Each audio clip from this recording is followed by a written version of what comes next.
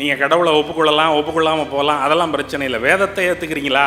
இந்தியாவில் வேதத்தை தவிர வேற நூல் மரபே இல்லையா?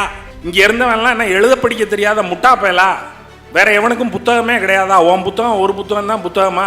திருக்குறளை எழுதியவர் யார் அப்படின்னா திருவள்ளுவர். அவர் எங்கே இருந்தார்? இங்கே தான் மயிலாப்பூரில் எங்கேயோ இருந்தார். அவர் ஒரு மனிதர், இங்கே பிறந்தார், நம்மை போலவே வாழ்ந்தார், இருந்தார், எழுதினார். அதனால் ஒரு மனிதனால் செய்யப்பட்ட நூல்.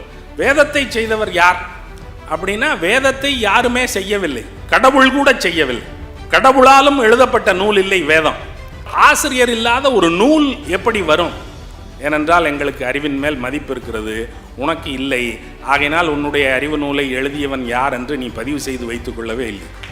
யாரெல்லாம் பிறக்கிறார்களோ, எது எல்லாம் உருவாக்கப்படுகிறதோ, எதெல்லாம் புதிதாக இந்த உலகத்திற்குள் வருகிறதோ அதெல்லாம் ஒரு நாளைக்கு தேய்ந்து இற்று காணாமல் போகும். பார்த்தால் தெரியவில்லையா? தேய்தலும் மாய்தலும் பிறத்தலும் அழிதலும் உண்மை என்று நிலாவை பார்த்தாலே தெரியவில்லையா? கண்கூடான உண்மை இல்லையா இது? உதவி என்று ஒருவன் வருந்தி கேட்டு மயங்கி உன்னிடத்தில் வந்தால் அவனுக்கு அந்த உதவியை அருள். நீங்கள் சாமிகிட்ட வேண்டுறதுனால இங்கே மாறிடாது. மொட்டை அடிக்கிறேன்னு வேண்டிக்கிறதுனால ஏதாவது நடந்துருமா அப்படின்னா நடக்காது. அது ஒரு நம்பிக்கை தானே தவிர அதுக்காகவெல்லாம் எந்த காரியமும் உலக மரபில் மாறுவதில்லை. எனக்கு என்ன வேணும்னாலும் அவன் வேள்வி செஞ்சு வாங்கி தருவான். ஆனால் அவனுக்கு தட்சணையை நான் கொடுக்கணும். இப்போ நமக்கு என்ன கேள்வி? ஏன்ப்பா உனக்கு நீ இதெல்லாம் வேணும்னு நீ ஏன் ஒரு வேள்வியை செஞ்சு நீ ஏன் வாங்கிக்க கூடாதா?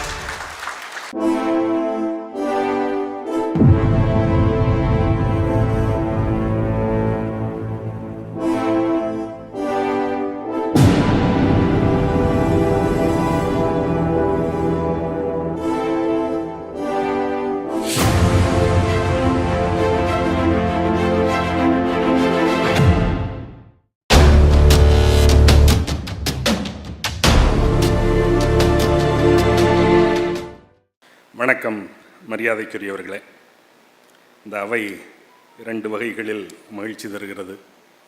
ஒன்று, இங்கே கூடியிருக்கிற பெருவாரியான இளைஞர்கள், அவர்களில் சரிபாதியாக இருக்கிற பெண்கள். இளைஞர்கள் இப்போது கருத்து சார்ந்த விவகாரங்களை கேட்பதில் இன்று காலை பேராசிரியர் அரசு அவர்கள் சொன்னார், இளைஞர்கள் வைப்ரண்ட்டாக இருக்கிறார்கள், ஆனால் அவர்களுக்கு எதை குறித்து வைப்ரண்ட்டாக இருக்க வேண்டும் என்று தெரியவில்லை, அல்லது வைப்ரண்ட்டாகவும் இல்லை, அறிய வேண்டியது எது என்றும் தெரியவில்லை, மந்தமாக இருக்கிறார்கள். இது ரொம்ப வருந்தத்தக்க சூழலாக இருக்கிறது என்று அவர் சொன்ன நிலையில் இங்கே கூடியிருக்கிற கூட்டம் அந்த நம்பிக்கையை பொய்ப்பிக்கிறது. பொய்ப்பிக்கப்பட வேண்டிய நம்பிக்கை அது இங்கே நிகழ்கிறது. அது ஒன்று. இரண்டாவது, தமிழ்தாய் வாழ்த்தில் நாம் ஒரு நாகரீகம் கருதி இதை நாம் பாட வேண்டாம் என்று நீக்கி வைத்த அந்த பகுதியையும் சேர்த்து பாடி அதை பாடுங்கிறான்.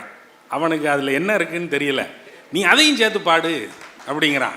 அவன் ஏன் சொல்கிறான்னா, எல்லையறு பரம்பொருள் முன் இருந்தபடி இருந்தது போல் அப்படின்னு இறைவனை வாழ்த்தி பாடுறான். நீ இறைவனை வேண்டாம்னு சொல்கிற, அதனால நீ பாட மாட்டேங்கிற அப்படின்னு அவன் சொல்கிறான்.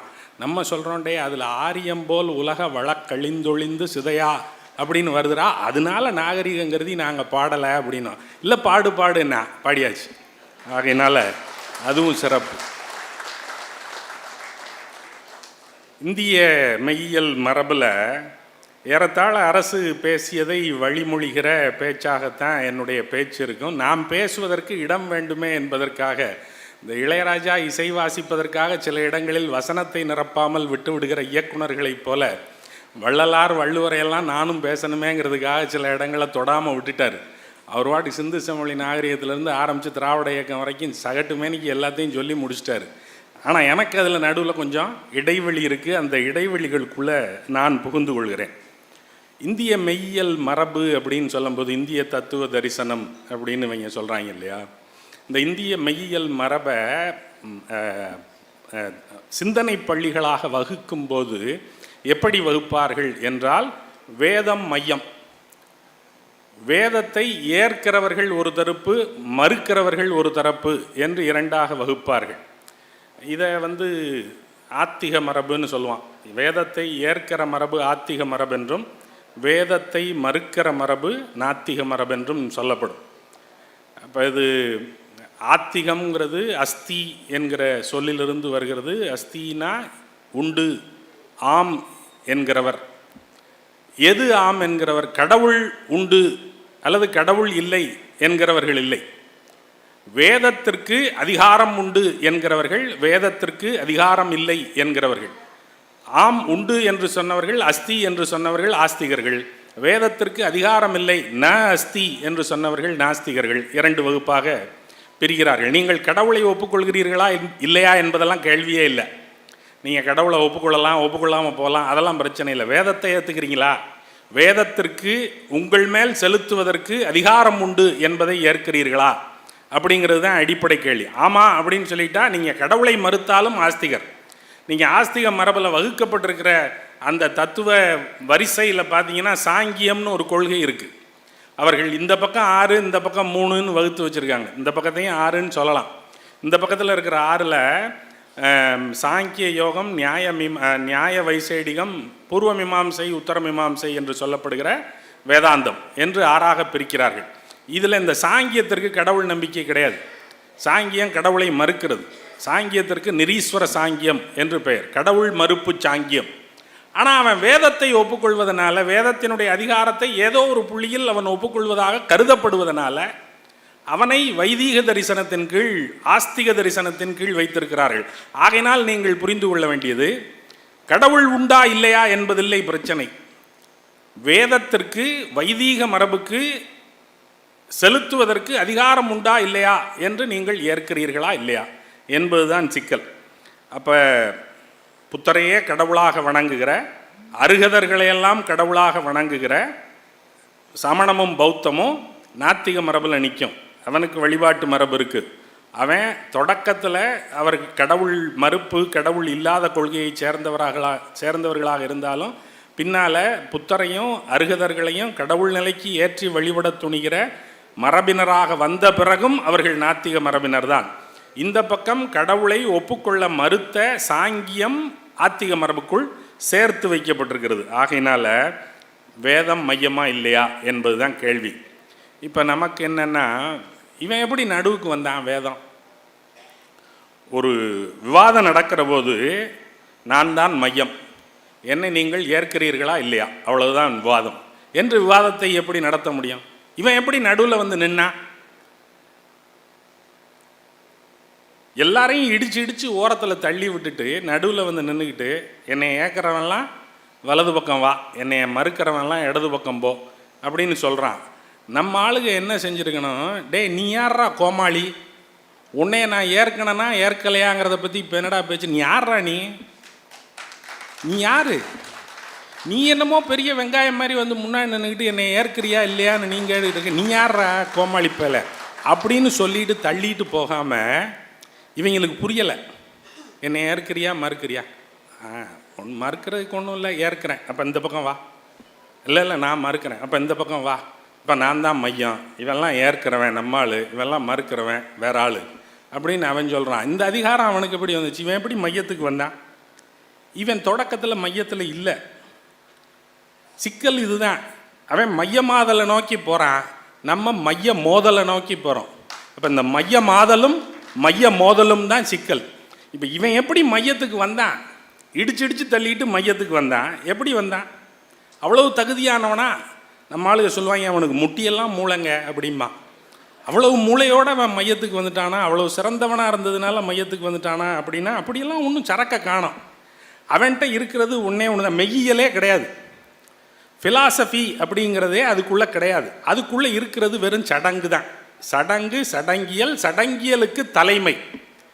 அவனுடைய தலைமை எங்கேருந்து வந்தது? அவன் ஒரு சடங்கு நடத்துகிறான், அந்த சடங்கை நானும் நீங்களும் நடத்த முடியாது என்று மறுதளித்து விட்டான். அந்த சடங்கை செய்வதற்கான தகுதி எனக்கு மட்டும்தான் இருக்கிறது என்று நாற்காலியில் ஏறி உட்கார்ந்து கொண்டான். அந்த சடங்கு தலைமை அவனை ஒட்டுமொத்தத்திற்கும் தலைவனாக ஆக்குகிற சூழலுக்கு கொண்டு செல்கிறது.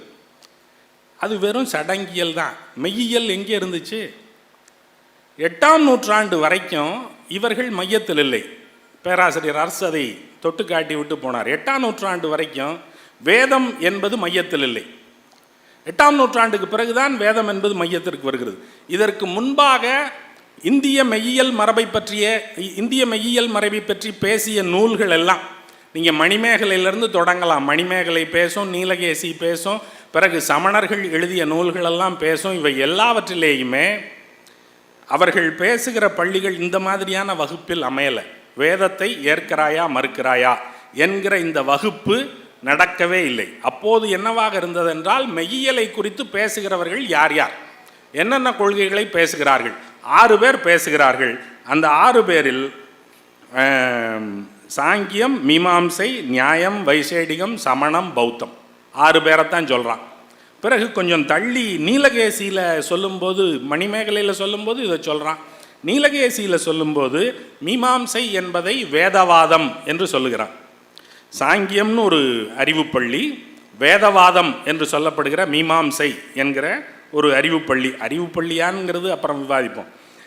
மீமாம்சை, அதுக்கப்புறம் நியாயம், நியாயத்திற்கு பதிலாக பூதவாதம் என்கிற லோகாயதத்தை பற்றி நீலகேசியில் பேசுகிறார்கள். பிறகு வைசேடிகம், பிறகு சமணம், பௌத்தம் 6 தரிசனங்களை பற்றி தான் பேசுகிறார்கள்.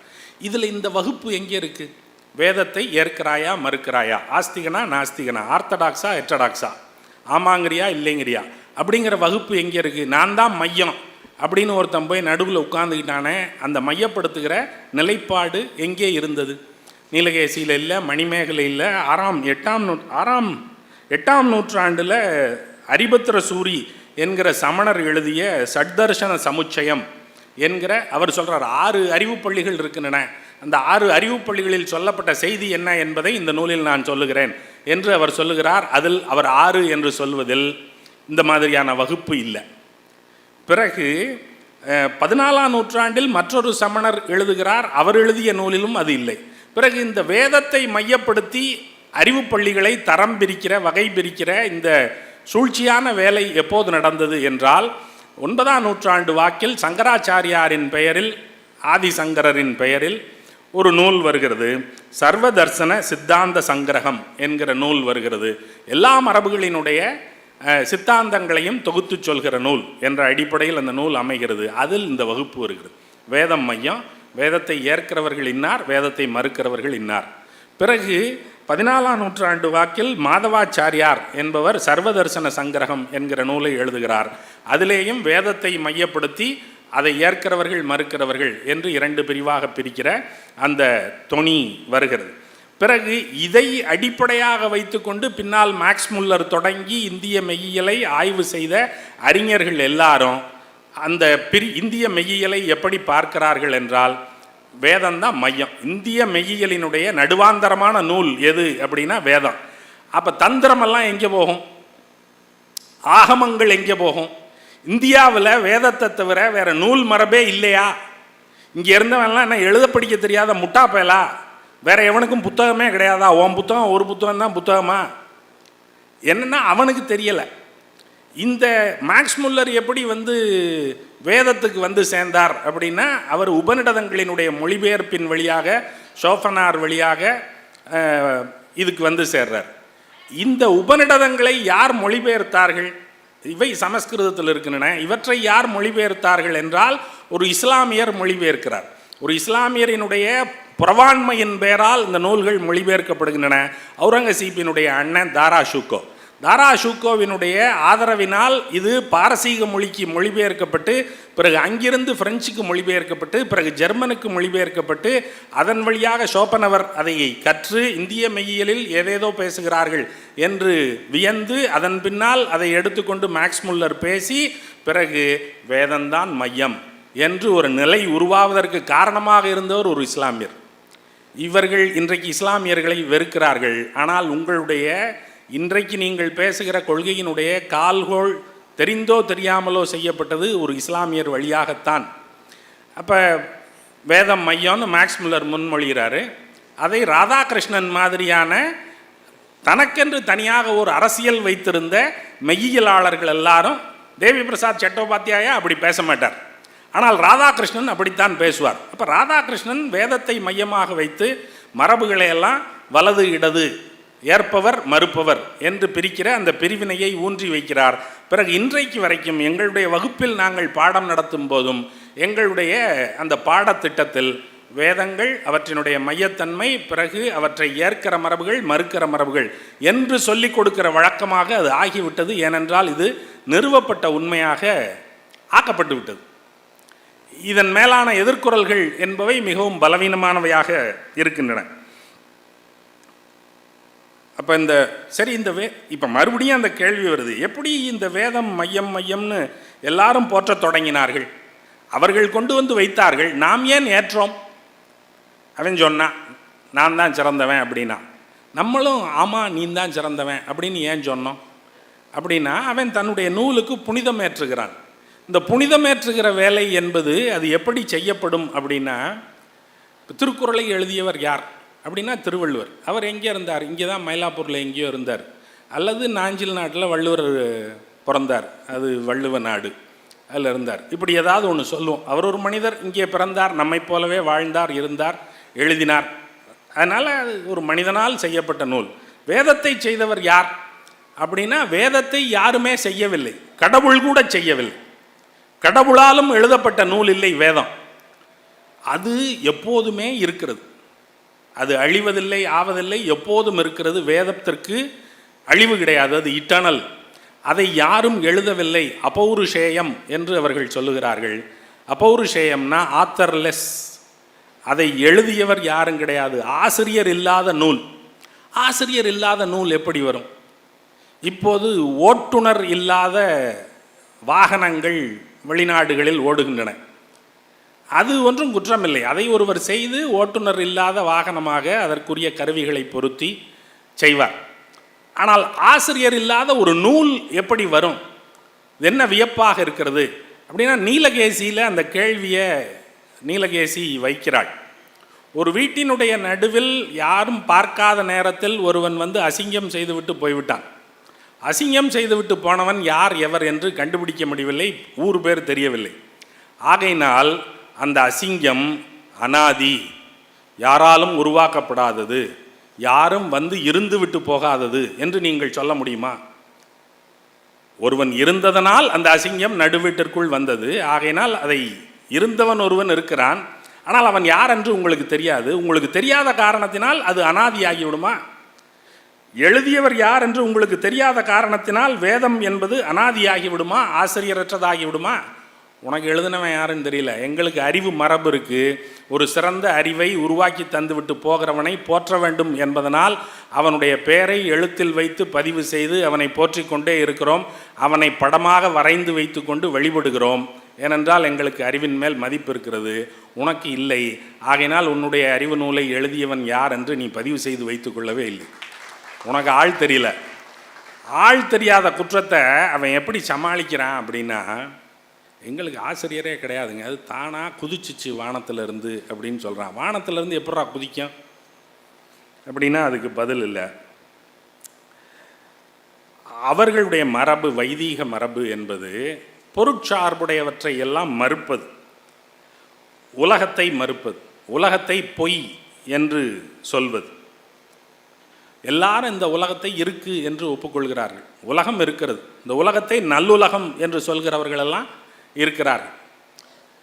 ஆனால் அவர்கள் மட்டும் உலகத்தை தீமையானது, உலகம் என்பது பொய், உலகம் என்பது மாயை, உலகமே இல்லை என்று அவர்கள் சொல்வார்கள். ஏன் உலகம் பொய்ன்னு எப்படி சொல்கிறீங்க? நம்ம எல்லாரும் இங்கே இருக்கோம், பேசுகிறோம், வேர்க்குது, கொசு கடிக்குது, சொரிஞ்சுக்கிறோம். இந்த உலகம் உண்மை என்பது மிக தெளிவாக, தெள்ள தெளிவாக தெரிகிறது, கண்ணுக்கு முன்னால் தெரிகிறது. ஆனாலும் இதை பொய் என்று எப்படி சொல்ல முடியும், மாயை என்று எப்படி சொல்ல முடியும் அப்படின்னா, அவன் சொல்கிறான் உண்மைன்னா என்ன அப்படிங்கிறதுக்கு அவன் ஒரு விளக்கம் சொல்கிறான். உண்மைன்னா என்ன? எது என்றைக்கும் மாறாமல் இருக்கிறதோ அதுதான் உண்மை. எது என்றைக்கும் மாறாததோ, எது பிறவாததோ, எது இரவாததோ, எது தேயாததோ, எது பெருகாததோ அது உண்மை. பிறந்ததுக்கு எல்லாம் மாற்றம் வந்துடும். நான் என்ன பிறக்கும் போதே வழுக்க தலையோடையா பிறந்தேன்?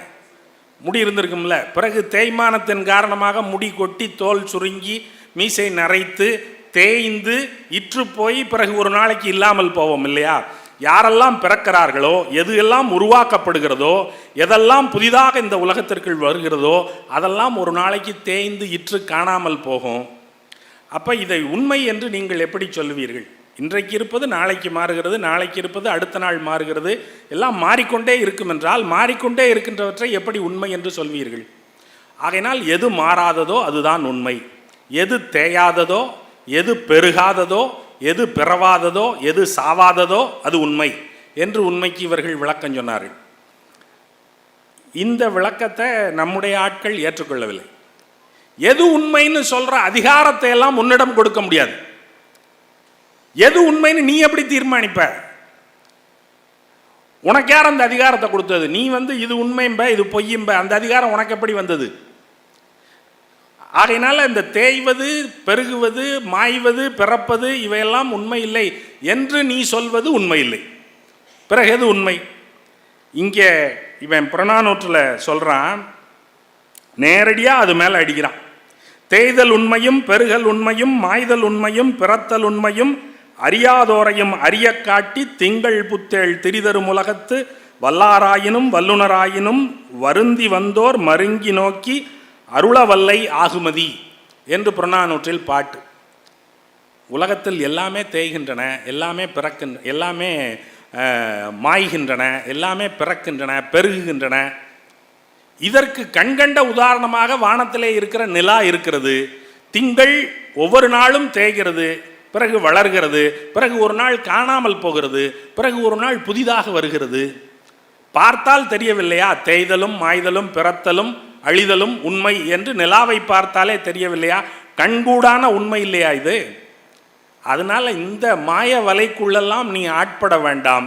நீ கருத்தில் வைத்துக் கொள்ள வேண்டியது ஒன்றுதான். வலிமை மிகுந்தவன், எல்லாவற்றையும் செய்து கொள்ள தெரிந்தவனும் உன்னிடம் உதவி கேட்டு வரலாம். வலிமை இல்லாதவனும் உன்னிடம் உதவி கேட்டு வரலாம். உதவி கேட்டு வந்தவன் வலிமை உள்ளவனா வலிமையற்றவனா என்றெல்லாம் ஆராய்ந்து பார்க்காமல் உதவி என்று ஒருவன் வருந்தி கேட்டு மயங்கி உன்னிடத்தில் வந்தால் அவனுக்கு அந்த உதவியை அருள். ஆகையினால் அருள் தான் முதன்மையானதே தவிர இது தேய்கிறதா மாய்கிறதா பிறக்கிறதா அழிகிறதா என்றெல்லாம் கணக்கு போட்டு பார்த்து கொண்டிருக்க வேண்டிய அவசியமில்லை என்று தமிழ் மரபு சொல்கிறது. அவன் சொன்னான் தேய்வதும் மாய்வதும் பிறப்பதும் இறப்பதும் உண்மை இல்லை. இவன் சொன்னான் தேய்வதும் மாய்ப்பதும் இறப்பதும் மறப்பதும் தான் உண்மை, நாம் கண்கூடாக பார்த்து கொண்டிருக்கிற உண்மை. அதை இல்லை என்று ஒருவன் எப்படி சொல்வான் என்று இவன் அதை மறுதலிக்கிறான். ஆகையினால் அதில் கவனம் செலுத்த வேண்டாம், அருளின் மேல் கவனம் செலுத்துங்கள் என்று இவர்கள் சொல்லுகிறார்கள். சரி, உலகத்தை பொய் என்று சொல்ல வேண்டிய அவசியம் அவனுக்கு என்ன வந்தது? வைதீக மரபுக்கு ஏன் உலகத்தை திரும்ப திரும்ப சங்கராச்சாரியார் வரைக்கும் அதை மாயை பொய் என்று சொல்லி சொல்லி சங்கராச்சாரியாரினுடைய வாதத்திற்கே மாயாவாதம் என்று பெயர் வந்தது? அதை பின்னால் மாணிக்க வாசகர் தன்னுடைய திருவாசகத்தில் மிண்டிய மாயா வாதம் என்னும் சண்டமாருதம் சுழித்தடித்தார்த்தும் என்று அதை கண்டனம் செய்கிறார். ராமானுஜாச்சாரியார் கண்டனம் செய்கிறார். வேதாந்த மரபுக்குள்ளேயே மாயை உலகம் பொய் என்று சொல்லுகிற அந்த பம்மாத்து வாதத்திற்கு கண்டனம் வருகிறது. நம்முடைய மரபு கண்டிக்கிறது என்பது ஒரு பக்கம், நாம் கண்டிக்கிற மரபிலேயே வந்தவர்கள், ஆகையினால் நாம் கண்டிப்போம். ஆனால் அவர்களுடைய மரபுக்குள்ளே இருந்துமே கண்டனம் வருகிறது. அதற்கு காரணம் இங்கே பெறுகிற தாக்கம். இப்போ மாயை பொய் என்று சொல்வதை யாரும் ஏற்கவில்லை. ஆனால் அவர்கள் ஏன் சொல்லுகிறார்கள் உலகம் பொய் உலகம் மாயை என்று ஏன் அவர்கள் சொல்லுகிறார்கள் என்று கேட்டால், உலகம் உண்மை என்று வைத்து கொண்டால் உலகத்தில் முரண்கள் வரும். இந்த முரண்களை தீர்ப்பதற்கு அவனுக்கு தெரியாது. இங்கே வில்லங்கம் வரும், உலகம்னு வச்சுக்கிட்டா வில்லங்கம் வரும். வில்லங்கம் வந்தால் அந்த வில்லங்கத்தை தீர்க்கிறதுக்கு அவனுக்கு தெரியாது. உலக வாழ்க்கை என்பது பாடுகள் நிறைந்தது, ரொம்ப கடினமானது, எளிதாக எதுவும் கிடைக்காது. படாத பாடுபட்டுத்தான் எல்லாவற்றையும் பெற வேண்டுமே தவிர எளிதாக இந்தா என்று யாரும் தூக்கி எதையும் கொடுத்து விட்டு போக மாட்டார்கள். அடித்து பிடுங்க வேண்டி வரலாம், பறிகொடுக்க வேண்டி வரலாம். எல்லா முரண்பாடுகளுக்கும் ஆட்பட்டு தான் இந்த உலக வாழ்க்கையை நடத்தணும். உலக வாழ்வு, உலகின் இயல்பு என்பது இதுதான். இதை நீங்கள் தெய்வத்திடம் வேண்டினாலும் உலகத்தில் நடப்பது எதுவும் மாறப்போவதில்லை. நீங்கள் சாமிகிட்ட வேண்டுறதுனால இங்கே மாறிடாது. மொட்டை அடிக்கிறேன்னு வேண்டிக்கிறதுனால ஏதாவது நடந்துருமா அப்படின்னா நடக்காது. அது ஒரு நம்பிக்கை தானே தவிர அதுக்காகவெல்லாம் எந்த காரியமும் உலக மரபில் மாறுவதில்லை. இங்கே ஆசீவகம்னு ஒரு மரபு இருந்தது. இந்த ஆசீவகம் சொல்லுகிறான் நியதிவாதம் என்று ஒரு வாதம் சொல்லுகிறார்கள். ஊழ் என்று தமிழ் மரபில் அதற்கு பெயர். அது ஒரு நெகட்டிவான கருதுகோள் என்று மறுதலிக்கப்படும். ஆனால் அதில் ஒரு செய்தி இருக்குது, வைதீகத்தை மறுதலிக்கிற செய்தி ஒன்று இருக்கிறது. உலகம் என்பது முரண்பாடுகளால் ஆனது. இந்த உலகத்தில் ஆவது ஆகும், ஆமாங்கு ஆகும், ஆந்துணை ஆகும், ஆங்காலத்து ஆகும் என்று 4 செய்திகள் சொல்கிறார். எது நடக்க வேண்டுமோ அது நன்றாகவே நடந்தது அப்படின்னு கீதாசாரத்தில் சொல்கிறான்ல. எது நடக்க இருக்கிறதோ அது எது நடந்ததோ அது நன்றாகவே நடந்தது, எது நடக்க இருக்கிறதோ அது நன்றாகவே நடக்கிறது, எது நடக்கப் போகிறதோ அதுவும் நன்றாகவே நடக்கும் அப்படின்னு சொல்கிறான்ல. அதனுடைய ஒரு சாரம் இதில் இருக்குது. எது நடக்கணுமோ அதுதான் நடக்கும், எப்போது நடக்கணுமோ அப்போது தான் நடக்கும், எந்த அளவு நடக்க வேண்டுமோ அந்த அளவு நடக்கும், எவ்வாறு நடக்க வேண்டுமோ அவ்வாறு தான் நடக்கும். இதில் நீங்கள் இறைவனை வேண்டுவதற்காகவோ வேறு தான தவங்கள் வேள்விகள் செய்வதற்காகவோ நடைமுறையில் எதுவும் மாறப்போவதில்லை.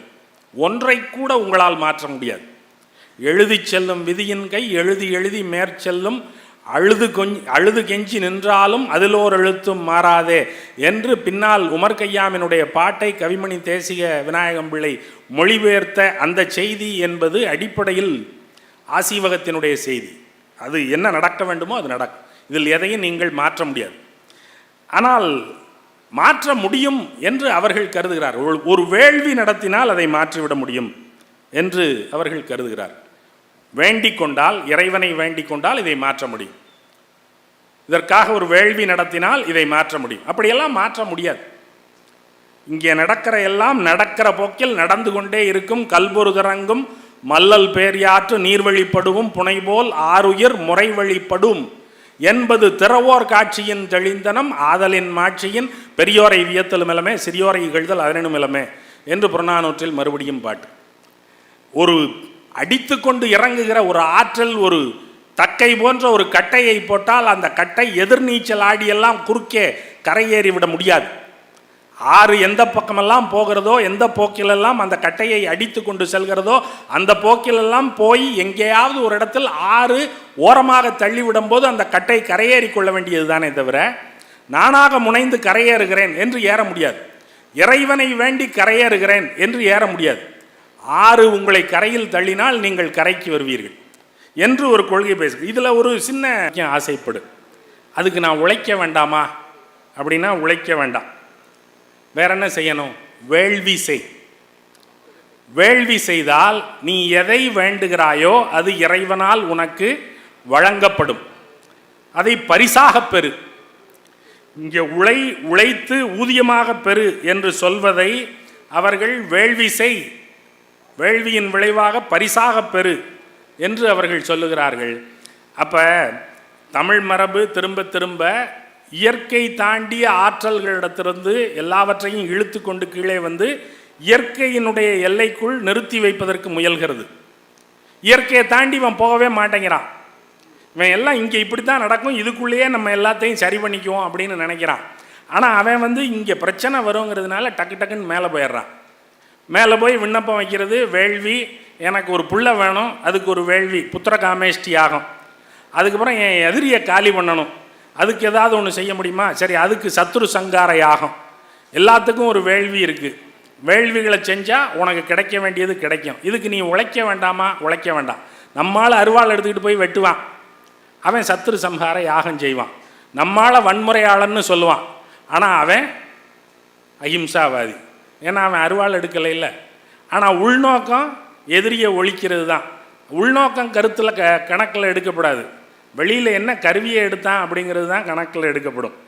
அப்போ இந்த உலக இயங்கியலுக்குள்ள எல்லாவற்றையும் கொண்டு வருவது அப்படின்னு நம்மால் முயலும்போது அவன் வேள்வியின் மூலமாக ரொம்ப எளிதாக எல்லாவற்றையும் தட்டி கொண்டு போவது அப்படின்னு வைக்கிறான். வேள்விங்கிறது என்ன? வேள்வினா விரும்புதல். வேட்டல் அப்படின்னா விரும்புதல், வேள் அப்படின்னா விரும்புதல். எல்லாவற்றையும் விரும்பினால் அதற்காக சதுரமாக ஒரு குழிபறி, அதற்குள் கொஞ்சம் தீ மூட்டு, அதற்குள் எதையாவது போட்டு இறைவனுக்கு ஆகுதியாக்கு. இறைவன் அதனால் மனம் மகிழ்வார். நமக்கு இதை இவன் கொடுத்தான், ஆகையினால் உனக்கு என்ன வேண்டுமோ கேள், அதை நான் தருகிறேன் என்று சொல்வார். அதை வாங்கிக்கொள், அவ்வளோதான். ரொம்ப எளிதானது. உனக்கு என்ன வேணாலும் என்கிட்ட சொல்லு, நான் ஒரு வேள்வி செஞ்சு அதை உனக்கு வாங்கி தர்றேன் அப்படிங்கிறான். நமக்கு என்ன கேள்வி வருதுன்னா, எனக்கு என்ன வேணும்னாலும் நீ வேள்வி செஞ்சு வாங்கி தருவ, உனக்கு என்ன வேணும்? எனக்கு தட்சணை மட்டும் கொடு போதும். எனக்கு என்ன வேணும்னாலும் அவன் வேள்வி செஞ்சு வாங்கி தருவான். ஆனால் அவனுக்கு தட்சணையை நான் கொடுக்கணும். இப்போ நமக்கு என்ன கேள்வி? ஏன்ப்பா உனக்கு நீ இதெல்லாம் வேணும்னு நீ ஏன் ஒரு வேள்வியை செஞ்சு நீ ஏன் வாங்கிக்க கூடாதா? நீ ஏன் என்கிட்ட தட்சணை கேட்குற? நானே பிச்சைக்காரன், நீ என்கிட்ட வந்து ஏன் பிச்சை கேட்குற? நீ ஏன் செஞ்சுக்க வேண்டியதானே? சாவி உங்ககிட்ட தானே இருக்குது. அப்படின்னா அதுக்கு பதில் இல்லை. இந்த மீன் விற்கிற கடைகள்ல எல்லாம் வாஸ்து மீன் ஒன்று வச்சுருப்பான். அது நல்லா கிடா மாடு மாதிரி இருக்கும், பெருசாக, தொட்டியே பெருசாக இருக்கும், நல்ல பெருசாக வீங்கி போய் கிடக்கும். அதுக்கு தீனியாக என்னத்தை போடுவாங்க அப்படின்னா, நம்ம சாதாரண தொட்டி மீன்களுக்கெல்லாம் அதுக்கு மீன் தீனின்னு ஒன்று இருக்கும், அது சின்ன சின்னதாக மாத்திரை மாதிரி இருக்கும், அதை வாங்கி போடுவாங்க. இந்த வாஸ்து மீனுக்கு மட்டும் மீனையே தீனியாக போடணும். பெரிய அது சின்ன மீன்களை பூரா தின்னுட்டு நல்ல கொளுத்த எருமைக்கடா மாதிரி பெரிய மீனாக இருக்கும். இப்போ இந்த வாஸ்து மீனை வந்து ஒரு கடைக்காரன் சொன்னால், சார் இது ஒரு 5000 ரூபா வாங்கிக்கிங்க அப்படின்னா, இதை வாங்கி என்ன பண்ணுறது? இதை நீங்கள் வீட்டில் வச்சிங்கன்னா நீங்கள் ஒரு பெரிய லட்சாதிபதியாக கோடீஸ்வரனாக ஆயிடுவீங்க அப்படின்னா, அப்போ நீ ஏன் வச்சுக்க, நீ ஏன் ஆயிரு? எங்கிட்ட ஏன் கொடுக்குற? அதை நீ தானே வச்சுருக்க. நீ எத்தனை மீன் வச்சுருக்க? நான் ஒரு 4 மீன் வச்சுருக்கேன். எத்தனை லட்சம் வச்சுருக்க? ஒன்றும் இல்லை. இது என்னடா கதை? என்ன ஏமாத்துறிய? இந்த வேலையை தான் இவன் செய்கிறான். உனக்கு வேள்வி செஞ்சு உனக்கு வேணுங்கிறதையெல்லாம் வாங்கி தர்றேன். உனக்கு வீடு கட்டணுமா? வேள்வி செய்கிறேன். உனக்கு வந்து நல்ல பொண்டாட்டி வேணுமா? வேள்வி செய்கிறேன். உனக்கு புள்ள பிறக்கலையா? வேள்வி செய்கிறேன். எல்லாத்துக்கும் வேள்வி செய்கிறேன். ஆனால் எனக்கு தட்சணை தான். அப்போ உனக்கு பலிக்காத காரியம் எனக்கு எப்படி பலிக்கும்? அப்போ உலகத்தை எல்லாம் பொய்யாக்கிறது. உலகம் பொய். யார் மெய்? நான் மட்டும் மெய். நான் மட்டும் மெய், உலகம் பொய். நான் தான் எல்லாவற்றுக்கும் மையம். எல்லாவற்றையும் பொய்யாக்கி தன்னை மெய்யாக்கி தன்னை மட்டுமே மையமாக்கி கொள்கிற இந்த வேலையை தொடர்ந்து எதிர்முட்டுகிற காரியத்தை தான் தமிழ் மரபு செய்கிறது. தமிழ் மரபில் உலகம் மெய், நாம் அதில் படுகிற பாடுகள் மெய், இங்கே வருகிற துன்பம் மெய். இந்த துன்பத்திற்கு, இந்த முரண்களுக்கு தீர்வு காண முடியும் என்பது மெய், தீர்வு கண்டு இன்புற்றிருக்க முடியும் என்பதும் மெய். நீங்கள் வைதீக மரபினுடைய எதிர்மரபுகள் எல்லாமே இவற்றைத்தான் பேசுகின்றன. சமணம் இதைத்தான் பேசுகிறது.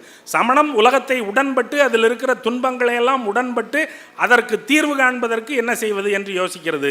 புத்தம் இதை வெளிப்படையாகவே சொல்லுகிறது.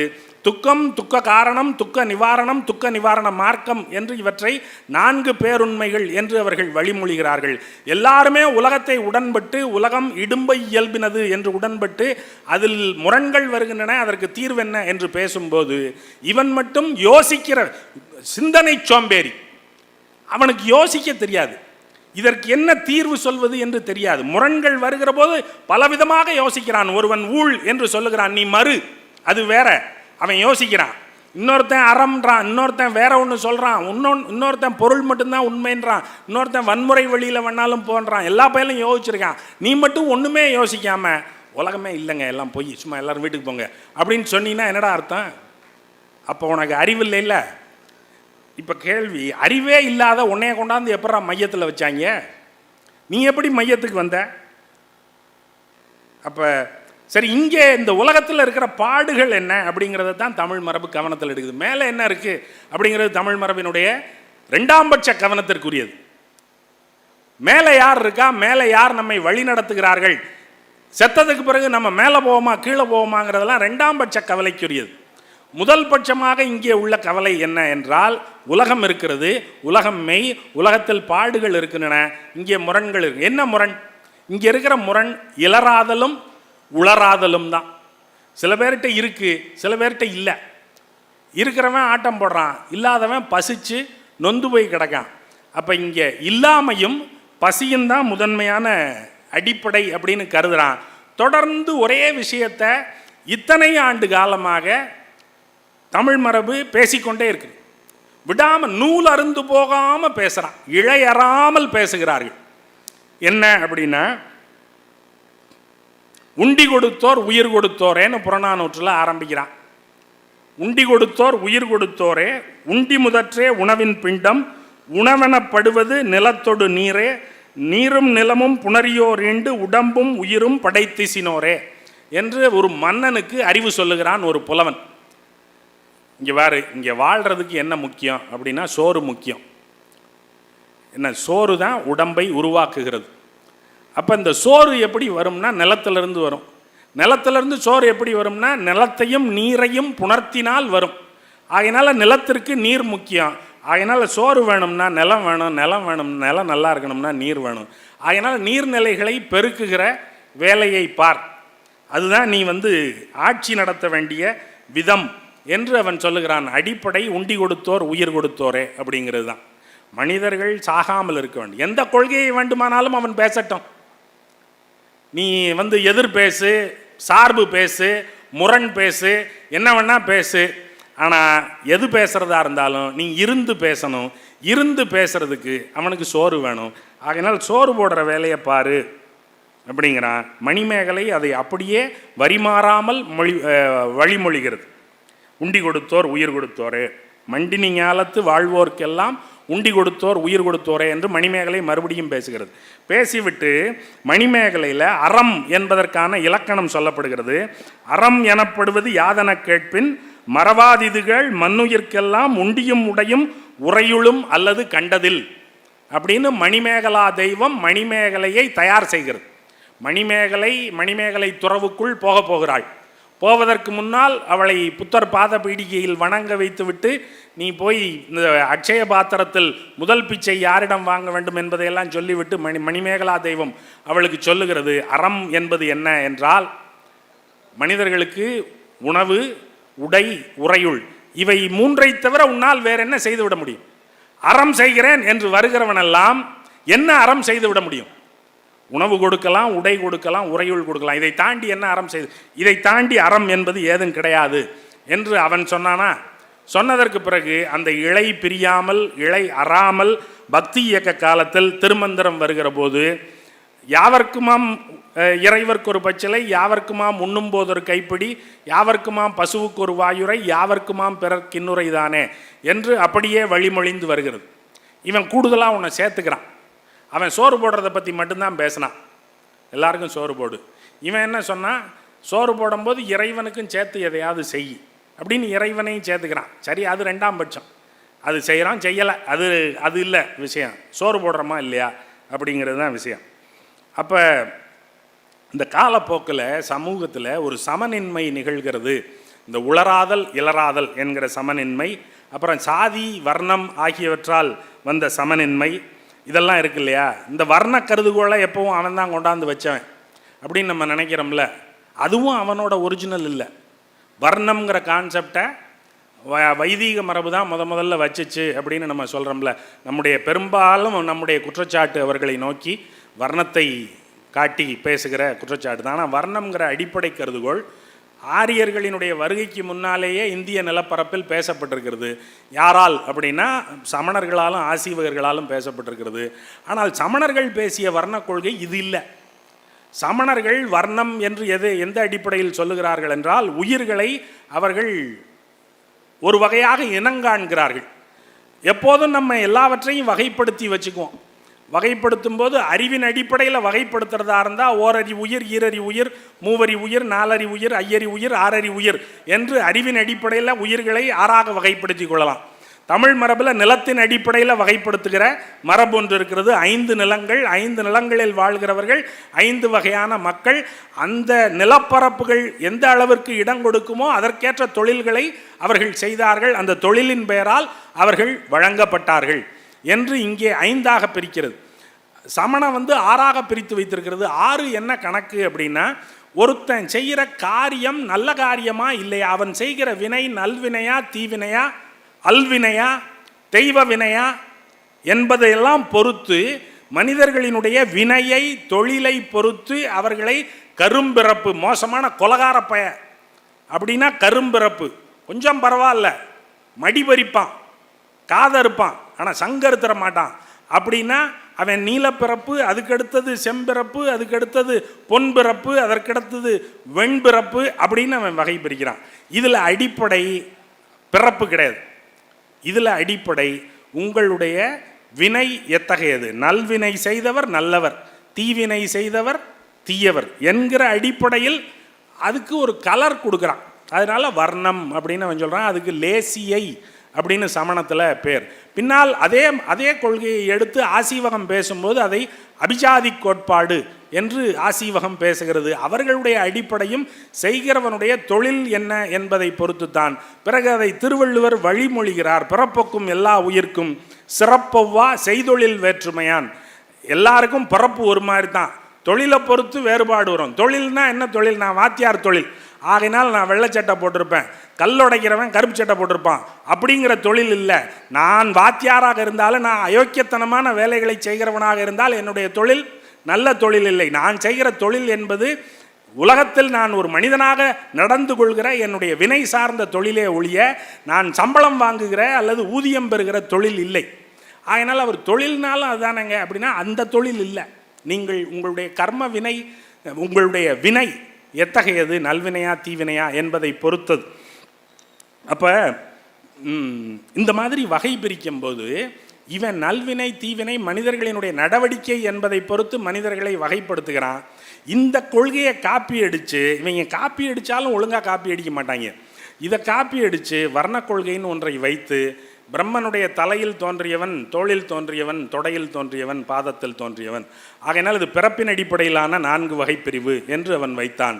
தலையில் தோன்றியவன் உயர்ந்தவன் அப்படின்னு சொன்னான். பாதம் கீழே இருக்குது, அதனால் பாதம் மோசமானதுன்னு அவன் சொன்னான். இவன் முட்டாப்பைய அப்படிங்கிறதுக்கு இதுதான் சான்று. தலை மேலே இருக்கிறதுனால அது சிறந்தது, காலு கீழே இருக்கிறதுனால அது மட்டமானது அப்படின்னு சொன்னான். தலை சிந்திக்குது ஆகையினால் அது சிறந்ததுன்னு சொல்லியிருந்தா கூட பரவாயில்ல, தலை மேலே இருக்குது ஆகையினால் அது சிறந்ததுன்னா. வள்ளுவர் சொன்னார், அந்த தலையை கொண்டாந்து என் காலில் வையி, இவன் சிறந்த தலையை கொண்டாந்து என் காலில் வையி அப்படின்னாரு. இங்கே காலில் இருக்கிறவன் உழவு தொழில் செய்கிறவன். உழவு தொழில் தான் எல்லா தொழில்கள்லையும் தலை தொழில். இந்த உழவு தொழில் இல்லைன்னா நீ சோறு திங்க முடியாது. ஆகையினால உன் தலையை கொண்டாந்து என் காலில். தலைக்கு வேற ஏதாவது தொழில் இருக்கா?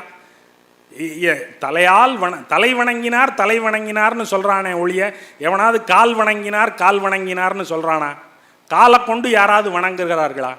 தலை தான் வணக்கத்திற்காக கீழே படிய வேண்டிய பொருள். அதனால் திருக்குறளில் கடவுள் வாழ்த்தில் 10 குறளில் 7 குறளில் அடியை போற்றி போற்றி பாடுகிறார் வள்ளுவர், தலையை போற்றி பாடலை. கோளில் பொறியில் குணமிலவே எண்குணத்தான் தாளை வணங்கா தலை தாள்.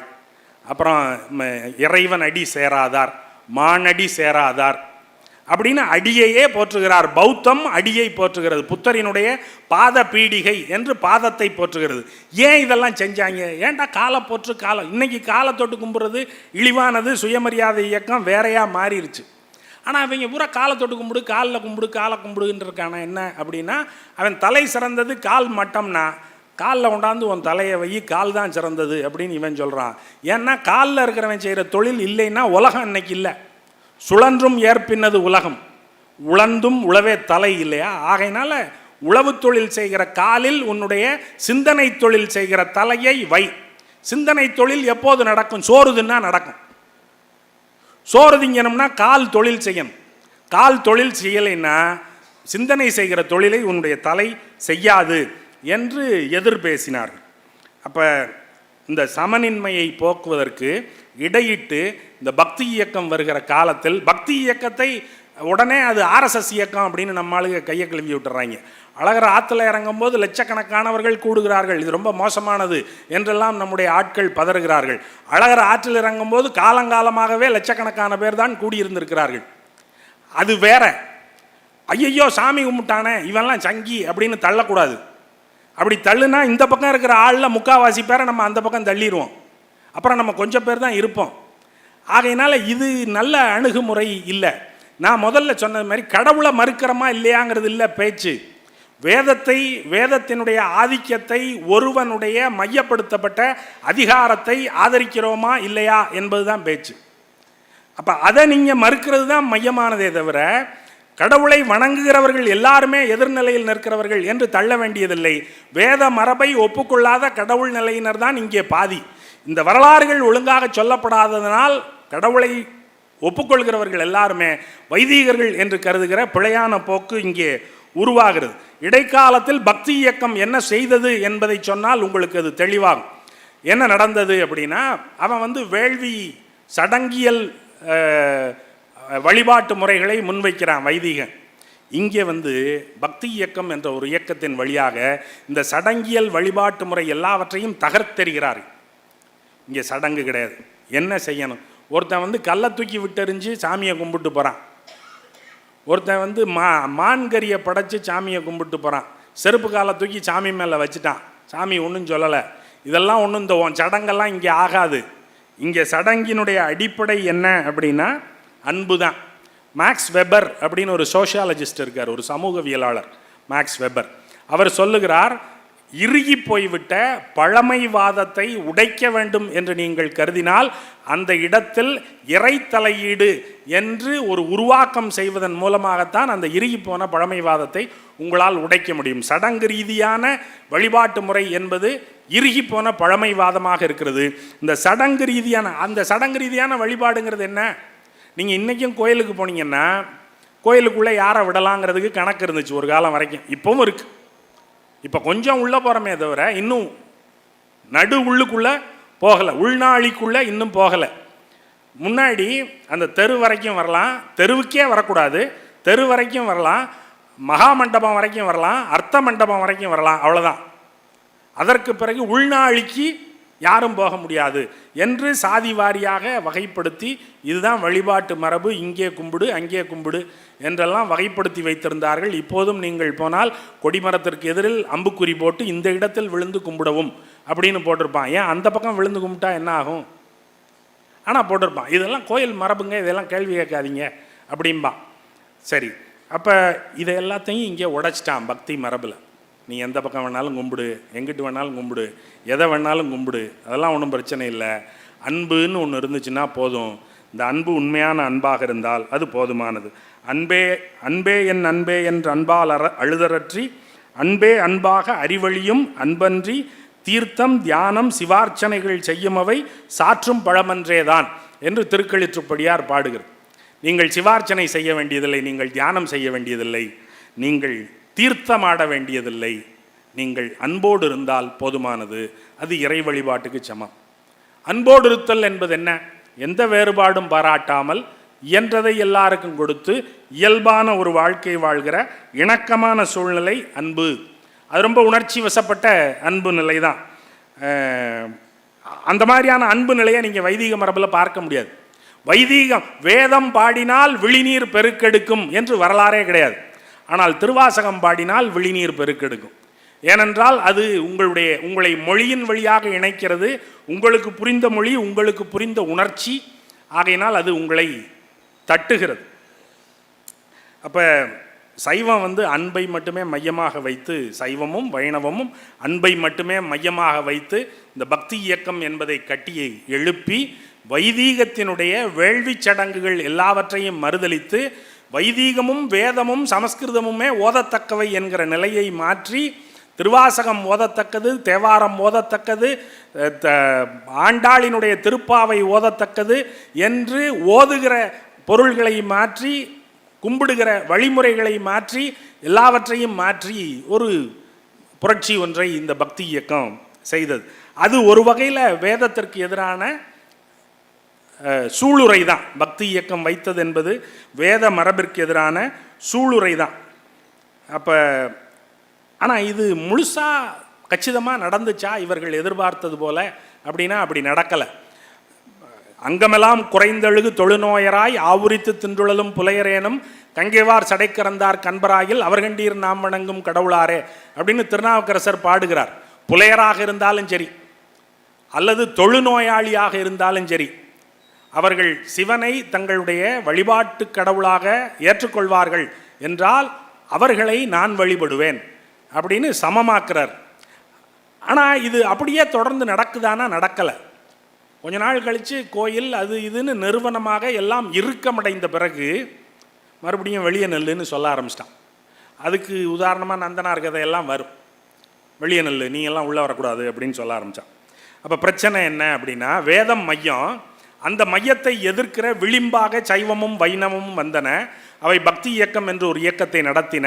பிறகு வேதத்தை ஒரு மாதிரியாக ஓரங்கட்டிய பிறகு அந்த மைய நாற்காலியை தாங்கள் இழுத்து போட்டுக்கொண்டு அந்த மைய நாற்காலியில் தாங்கள் உட்கார வேண்டும் என்று அவை கருதிய போது அவற்றை இழுத்து போடுவதற்கு ஆட்கள் வந்தார்கள். சைவம் மைய நாற்காலியில் உட்கார்ந்த போது சைவத்தை இழுத்து போடுவதற்கு சித்தர்கள் வந்தார்கள்.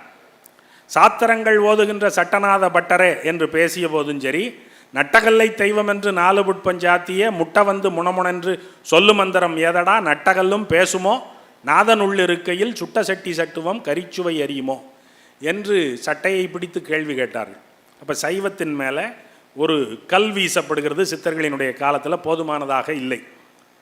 பிறகு இந்த சமநின்மை அப்படிங்கிறத சரி கட்டுறதுக்காக வள்ளலார் காலத்தில் வரும்போது, வள்ளலார் காலம் வரும்போது வள்ளலார் ஒன்றை புரிந்து கொள்கிறார்.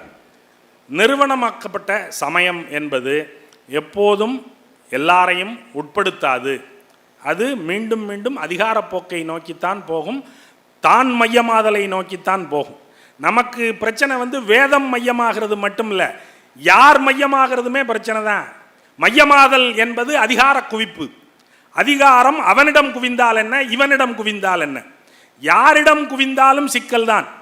அப்போ அதிகாரம் பரவலாக்கப்படுவது என்பது மையமாக்கல் தவிர்க்கப்பட வேண்டும் என்பதில் நிகழும்.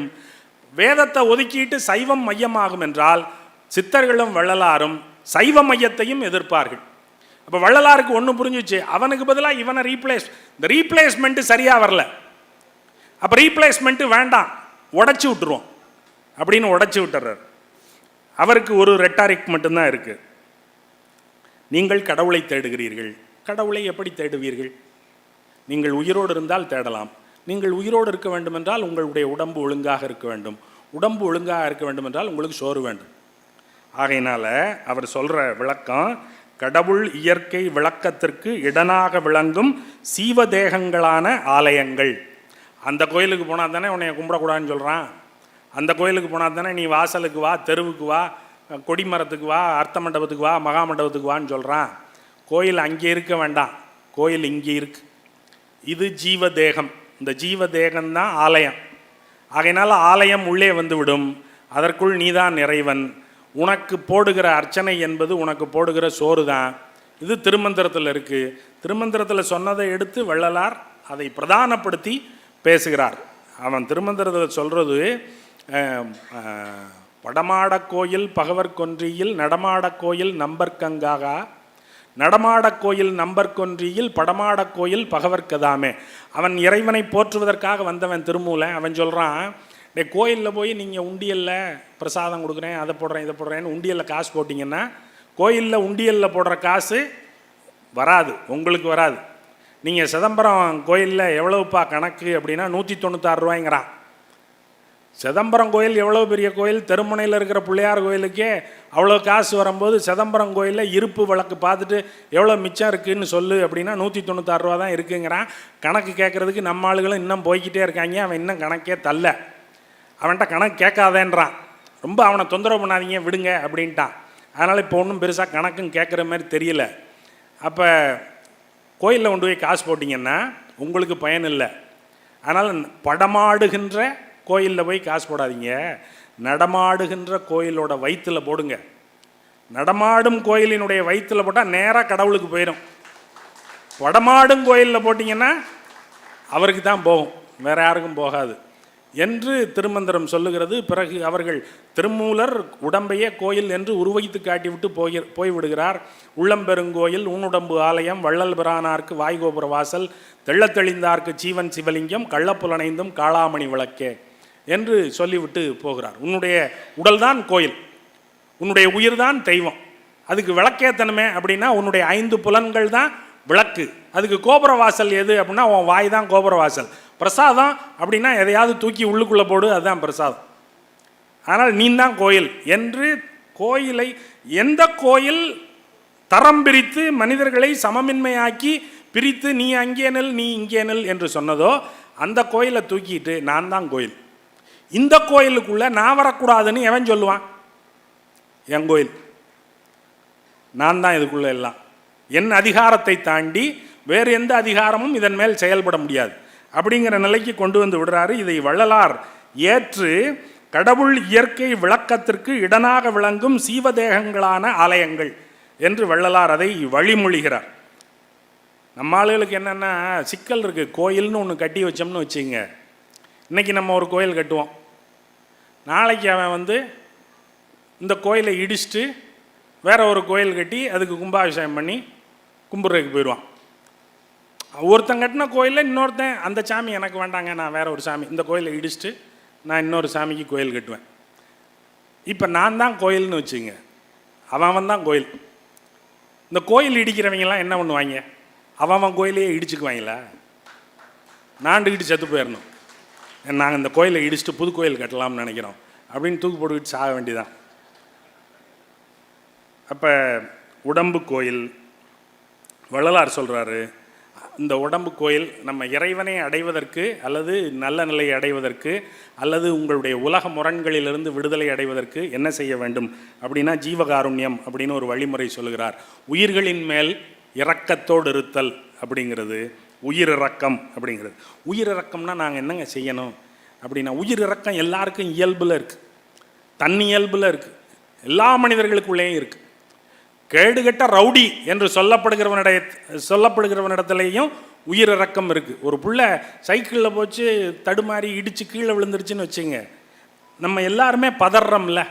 எவ்வளவு கடின சித்தர்களாக இருந்தாலும் நமக்கு ஒரு பதற்றம் வருகிறது இல்லையா? ஐயையோ பார்த்துப்பா, உட்காரு, சோடா கிடா குடிக்கிறியா, வீட்டில் கொண்டு போய் விடவா, போயிடுவியா, பார்த்துப்போ. எனக்கு அந்த பிள்ளைக்கு என்ன சம்மந்தம்? ஒரு சம்மந்தமும் கிடையாது, எந்த தொடர்பும் கிடையாது, நான் பார்த்ததே இல்லை. ஆனால் எனக்கு என்ன பதற்றம் அப்படின்னா, அது என்னுடைய சகோதர உயிர் அப்படிங்கிற துடிப்பு இயல்பாக தானாடாவிட்டாலும் சதையாடுங்கிற அடிப்படையில் அந்த துடிப்பு எனக்குள்ளே வருகிறது. ஆகையினால் நான் பதறுகிறேன். அந்த பதற்றம் உங்களுக்குள்ளே இருக்கிற வரைக்கும் நீங்கள் ஜீவகாருண்யத்தினுடைய ஊற்று அதுதான். அடப்பட்டு இருந்தால் பொத்து விடுங்க, பொத்து விட்டால் பீச்சி அடிக்கும். இந்த ஊத்தை கண்டுபிடிக்கிறது தான் சேலஞ்சு, கடவுளை கண்டுபிடிக்கிறது இல்லை. நீங்கள் கடவுளையெல்லாம் கண்டுபிடிக்க வேண்டாம், அந்த ஊத்தை கண்டுபிடிச்சிட்டா போதும். இந்த ஜீவகாருண்யத்தினுடைய ஊற்று எங்கே இருக்கிறது என்று நீங்கள் கண்டறிந்து விட்டால் அப்போது வேலை தீர்ந்து விட்டது. பிறகு நீங்கள் உயிரிறக்கம் என்று காட்ட வேண்டியது என்ன என்றால், ஒரு 5 விவகாரங்களை அவர் பட்டியலிடுகிறார். உடுப்பதற்கு வஸ்திரம் இல்லாமலும், இருப்பதற்கு இடமில்லாமலும், உழுவதற்கு நிலமில்லாமலும், பொருந்துவதற்கு மனைவி இல்லாமலும், விரும்பியபடி செய்வதற்கு பொருள் முதலிய வேறு வேறு கருவிகள் இல்லாமலும் துன்பப்படுகிற ஜீவர்களிடத்தில் காட்டுவது ஜீவகாருண்யம். சோறு இல்லையா, சோறு போடு. அவன் தொழில் செய்வதற்கு கருவிகள் இல்லையா, கருவிகள் கொடுப்பதற்கு ஏற்பாடு செய். அவன் உடுத்துவதற்கு துணி இல்லையா, துணி கொடுப்பதற்கு ஏற்பாடு செய். அவன் பொருந்துவதற்கு மனைவி இல்லையா, அதற்கான சமூக பிரச்சனை என்ன என்று தேடு. ஆம்பளை நிறைய பெருகி போயிட்டான், பொம்பளை பிள்ளைகளே இல்லை, 10 ஆம்பளை பயலுக்கு 2 பொம்பளை பிள்ளை தான் இருக்குது அப்படின்னா என்ன பிரச்சனைன்னு தேடு. அந்த முரண்பாட்டை சரி செய்கிறதுக்கான முயற்சியை எடு.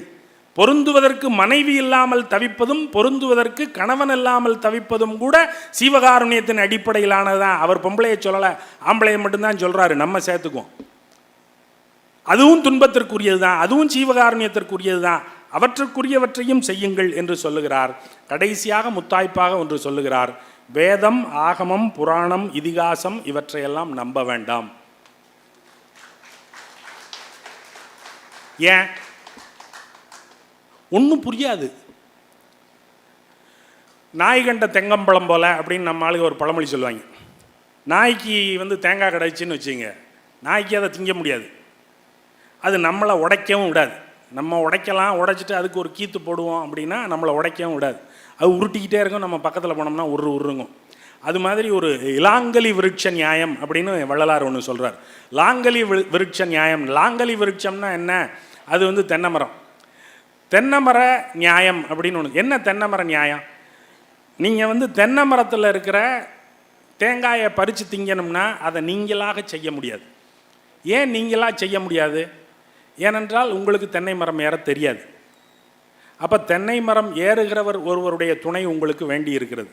அவர் தென்னை மரத்தில் ஏறி தேங்காயை பறித்து போட்டால் அதை உரிப்பதற்கான கருவிகள் உங்களிடத்தில் இல்லை, உங்களுக்கு உரிக்க தெரியாது. அதை உரித்து போடுவதற்கு கருவிகளும் அதை செய்வதற்குரிய ஆளும் உங்களுக்கு வேண்டி இருக்கிறது. பிறகு தேங்காய் விட்டது. தேங்காயை அப்படியே வாழைப்பழம் தின்பதை போல தோலை உரித்து தின்றுவிட முடியுமான்னா தின்ன முடியாது. அப்போது அதை உடைத்து தின்ன வேண்டும். இவ்வளவு பாடுபட்டு இந்த தேங்காயை தின்ன வேண்டுமா? இந்த தேங்காயை தின்பதற்கு நீங்கள் எத்தனை பேரை சார்ந்திருக்க வேண்டியிருக்கிறது? வேதம் என்பது அந்த மாதிரியானது.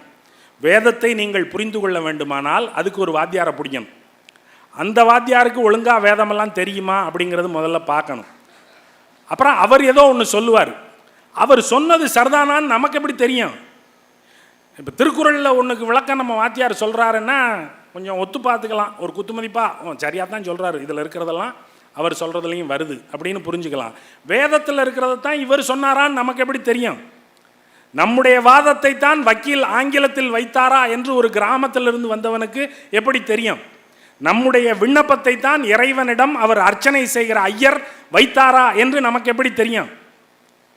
நம்முடைய விண்ணப்பம் ஒன்று இருக்கிறது, அவர் வாங்கி கொண்டு போய் ஏதோ சொல்லுகிறார், 10 பேருடையதை சேர்த்து வாங்கி கொண்டு போய் ஏதோ சொல்லுகிறார். என்னுடைய விண்ணப்பத்தை வைத்தாரா, அவருடைய விண்ணப்பத்தை வைத்தாரா? நான் மழை பெய்ய வேண்டும் என்று விண்ணப்பம் வைத்திருப்பேன், அவன் மழை பெய்ய, நான் பருத்தி வியாபாரி, அவன் மிளகா வியாபாரி, வத்தல் வியாபாரி. வத்தல் வியாபாரி மழை வர வேண்டாம், வத்தல் நல்லா காயட்டும்னு நினைப்பான்.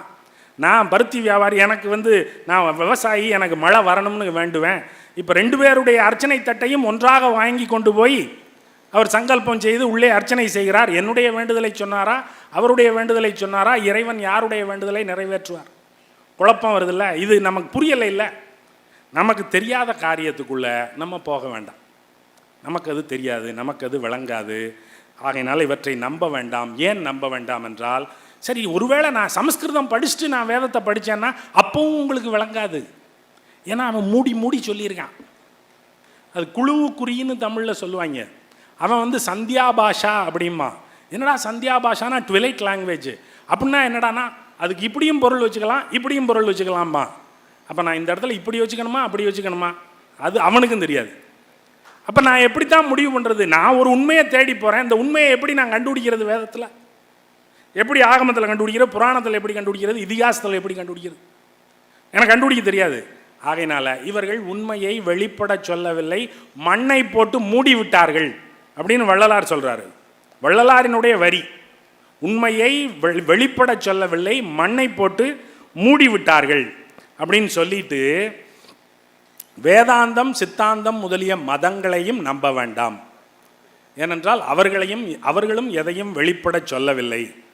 அப்போ ஒருத்தன் கேட்டான், நீங்கள் நம்புனீங்களே ஒரு காலத்தில், 5 திருமுறை வரைக்கும் நீங்கள் அதைத்தானேங்க பாடிக்கிட்டே இருந்தீங்க திரும்ப திரும்ப அப்படின்னா, வள்ளலார் சொல்கிறாரு, எனக்கு அப்போது அவ்வளவு கொஞ்சம்தான் அறிவு இருந்தது, எனக்கு அப்போ அறிவு இல்லை, ஆகையினால் நான் நம்பினேன்.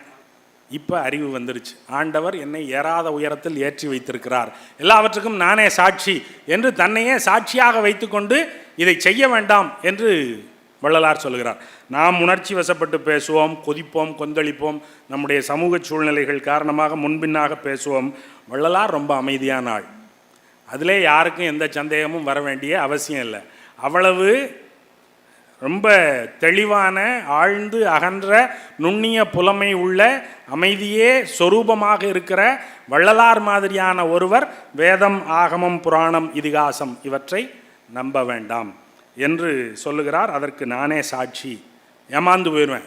5 திருமுறை அதை நம்பி பாடியிருக்கேன், தெளிவு வந்ததுக்கு பிறகு 6ஆம் திருமுறை பாடியிருக்கேன். ஆகையினால் இவற்றை நம்ப வேண்டாம் அப்படின்னு சொல்கிறாரு. அப்போ திரும்ப திரும்ப நீங்கள் பார்த்தீங்கன்னா இதில் அடிப்படையான த்ரெட்டு ஒன்று தான், மையமாதல். இந்த வள்ளலார் காலத்தில் ஒரு 24 வள்ளலார் காலத்தில் ராஜ்கௌதமன் தன்னுடைய நூலில் சொல்லுகிறார், 19ஆம் நூற்றாண்டு பஞ்சங்களின் நூற்றாண்டு. 19ஆம் நூற்றாண்டின் முதல் பாதியில் 7 பஞ்சங்கள், 15 லட்சம் பேர் செத்து போயிருக்கான். 19ஆம் நூற்றாண்டினுடைய 2ஆம் பாதியில் 24 பஞ்சங்கள், 2 கோடி பேர் செத்து போயிருக்கிறார்கள். இந்த செத்துப்போன எண்ணிக்கையெல்லாம் மனிதர்களினுடைய எண்ணிக்கை. ஆடு மாடுகள் எவ்வளவு செத்திருக்கும் என்று யாருக்கும் தெரியாது. ஆகையினால் சோறு போட வேண்டும் என்று சைவ மடங்களில் வள்ளலார் விண்ணப்பம் வைக்கிறார். சைவ மடங்கள் ஏராளமான நிலங்களை கைவசப்படுத்தி வைத்திருக்கின்றன, அவர்களிடத்தில் காசு இருக்கிறது, காறுபாறு செய்வதற்கு ஆட்கள் இருக்கிறார்கள். ஆகையினால் மக்களினுடைய துயரை போக்குவதுதானே நம்முடைய கடமை. அதைத்தானே சைவம் சொன்னது, அன்பினால் அப்படின்னு தானே சொன்னிச்சு, அன்பு தான் மையம் அப்படின்னு தானே சொன்னிச்சு. ஆகையினால நீங்கள் அதை செய்யுங்க என்று சொன்னபோது சைவம் ஒன்றும் செய்யவில்லை, சைவத்தினுடைய போக்கு மாறிவிட்டது. அப்போது சைவம் இந்த தானே முன்வைத்த அன்பு என்னும் கருதுகோளை விட்டுவிட்டு செங்கோலை தூக்கி கொண்டு போய்விட்டது. அதனால் சைவம் உள்ள வரல. ஆகையினால் வள்ளலார் அதுக்கு எதிர்நிலை எடுத்து இவற்றையெல்லாம் நம்ப வேண்டாம் என்று சொல்லுகிறார். அப்போ அடிப்படையான அம்சம் என்ன அப்படின்னா, மையமாதல் அப்படிங்கிறதும் மைய மோதல் அப்படிங்கிறது தான். ஒருத்தன் மையமாகணும்னு நின்றுக்கிட்டே இருக்கான், எவனாவது ஒருத்தன் வர்றான், ஒருத்தன் அந்த மையத்தை விட்டு விலகினான்னா இன்னொருத்தன் வர்றான். எவன் மையத்துக்கு வந்தாலும் மையத்தை உடைச்சிடணும். மையம் நமக்கு சரிப்பட்டு வராது. மையம் எப்போவும் நமக்கு நாம் பெற வேண்டியதையெல்லாம் பெற விடாது, அது கெடுத்துக்கொண்டே இருக்கு. அது குவித்து குவித்து வைத்துக்கொள்ளும், தான் விரும்பியதை செய்யும். நமக்கு விடுதலையும் நம்முடைய தன்போக்கிலான காரியங்களும் செய்வதற்கான அவகாசமும் வேண்டுமென்றால் மையத்தை நாம் மோதி தகர்த்து கொண்டே இருக்க வேண்டும். அதனால் மையமாதல் மைய மோதல்ங்கிறது இன்றைக்கு நடப்பதில்லை, 2000 ஆண்டுகளாக அதற்கு முன்பில் இருந்துமே தமிழ்நாட்டில் அதுதான் நடந்து கொண்டே இருக்கிறது. இதில் நம்ம அடிப்படையாக வைத்தது உலகத்தை உண்மை என்று உடன்பட்டதும், அந்த உலகத்தில் வருகிற முரண்களும் அந்த முரண்களை தீர்ப்பதற்கான அறிவும் ஆற்றலும் நம்மிடம் இருக்கிறது என்று நம்பி அதன் அடிப்படையில் செயல்பட்டதுதான் என்று கூறி விடைபெறுகிறேன். வணக்கம்.